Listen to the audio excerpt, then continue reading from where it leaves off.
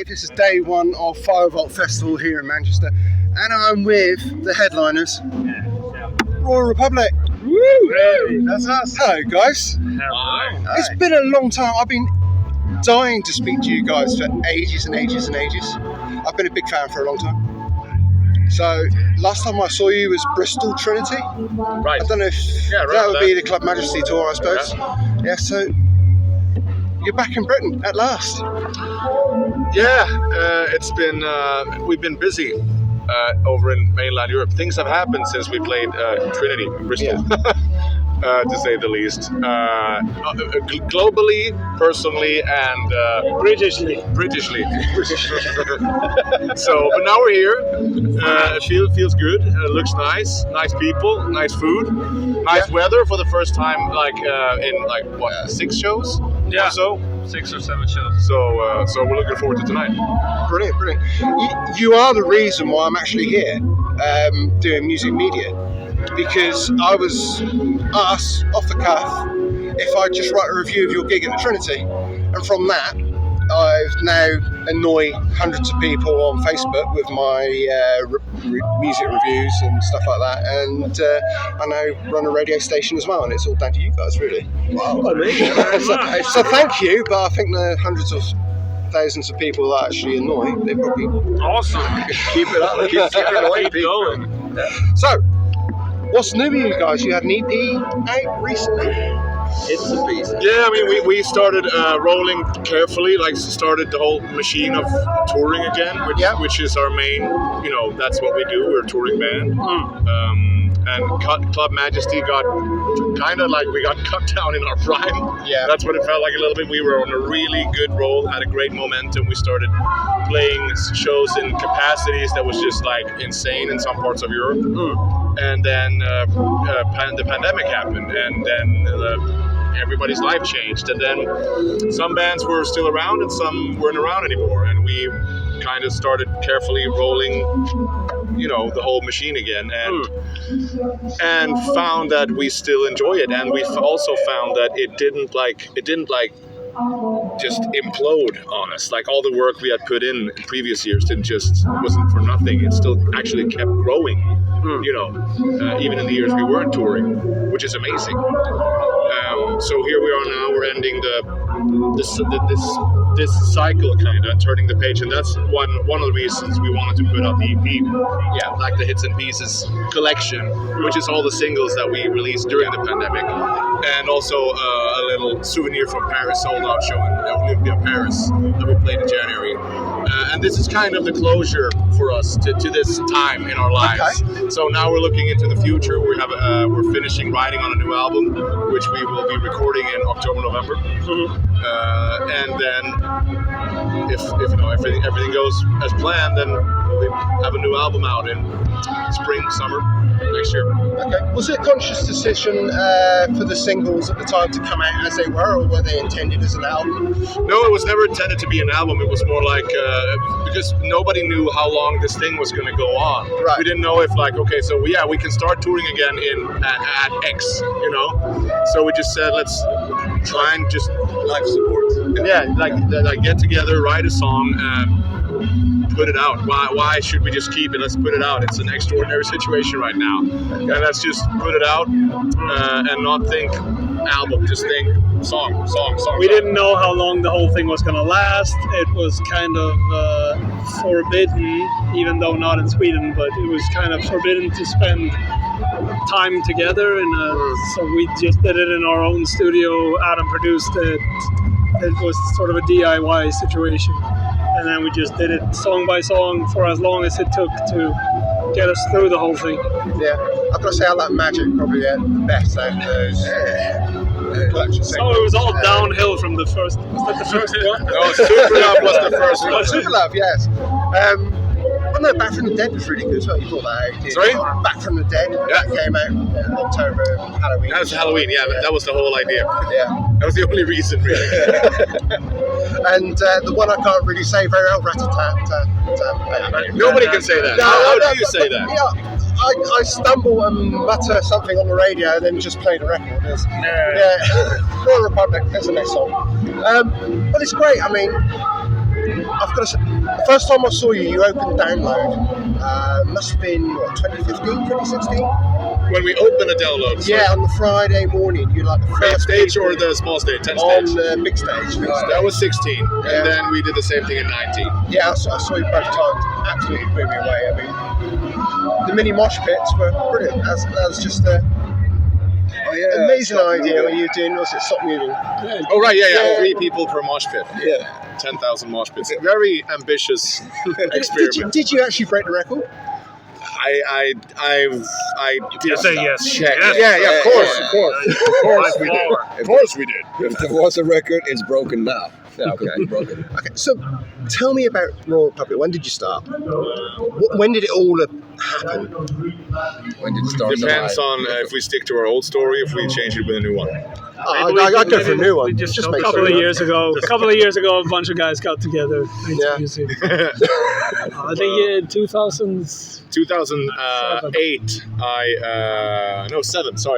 I played, I was asked by a friend of mine at the Academy of Music to be involved in a covered, tribute night project to a band called Danko Jones. Yeah. He was a drummer, and it was part of an assignment, like a final assignment of the semester, whatever.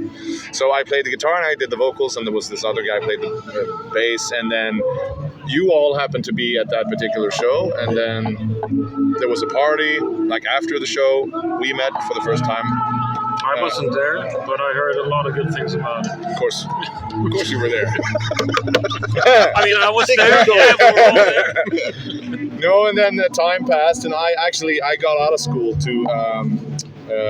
because I didn't want to be a teacher. I realized that I didn't want to be a teacher. I didn't know that I applied for a teacher's education. I just knew that I moved to another town and I got into school because I wanted to play with other people. But so I quit school and I started writing songs, and then it came time to bring people together, form a band. And then Hannes was the first guitar player I called because I saw he was also at the academy, and there were a lot of kind of stiff, great guitar players with pretty stiff people around, and Hannes was the only one that had an interesting expression to me. Yeah. And same with Jonas, really. Different kind of expression, but still. Completely different. No, but I mean, that was the whole thing in Pi was pretty much the same. It was we didn't meet as a bunch of friends. We're not childhood friends, and we didn't have a lot in common except for that we know music really well. Yeah. We're all schooled musicians. So that makes, playing music is the easy part, and getting to know each other and liking each other was the hardest part. To start, that was the start of the band. You say that, but you've got a hell of a chemistry within the band. Yeah, well, now we do. We're pros. We're on camera. Of course. Turn it off and then it's busy. You know what 15 years of media training will do to a man? I think it was lucky that nobody wanted to speak to us in the beginning. Because whenever we spoke, in public, whenever we did interviews in the first 2 years, it was just cringe.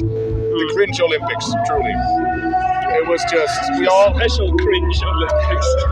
Special cringe. There's one interview that comes to mind that you and I did at Cosmos at the office in Stockholm.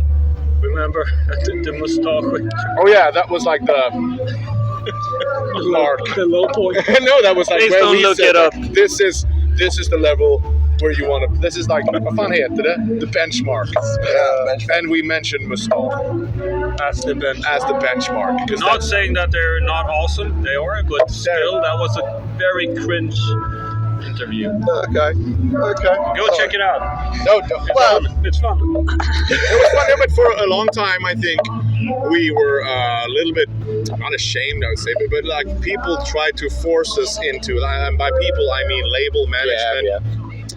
Even the press themselves in different various camps tried to force this Motley Crue kind of classic rock and roll, sex, drugs and rock and roll scandals and mayhem onto us, and we didn't feel we weren't that kind of band. We're not those kind. We don't do drugs. We never had sex. We don't play rock and roll.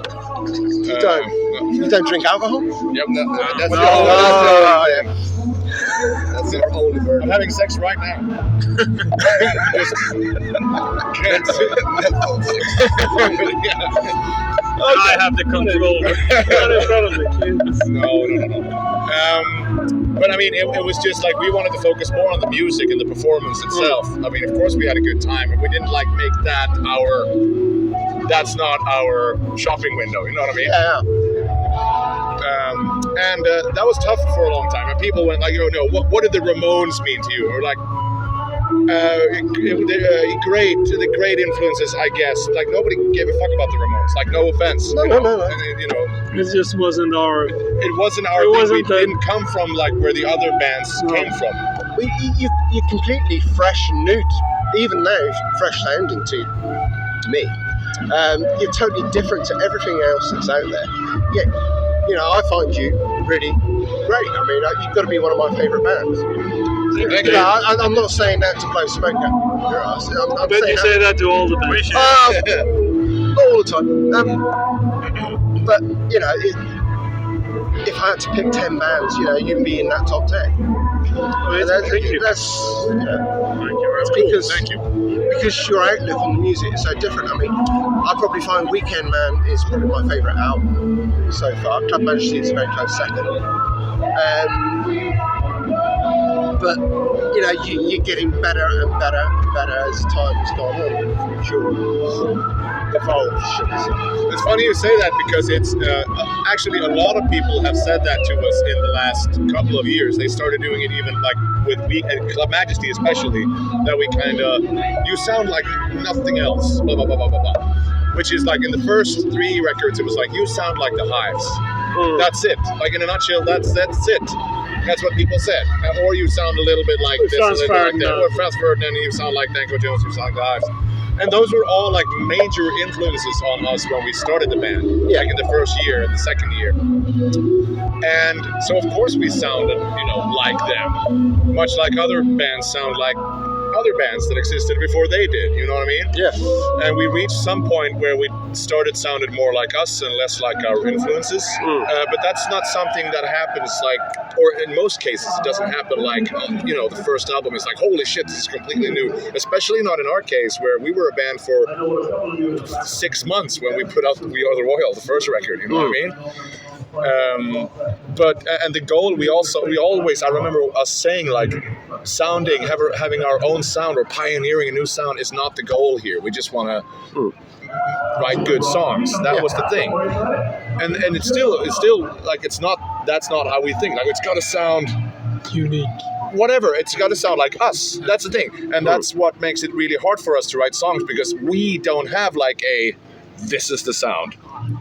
I don't even know if it's got to sound like it. It has to feel like us. Yeah.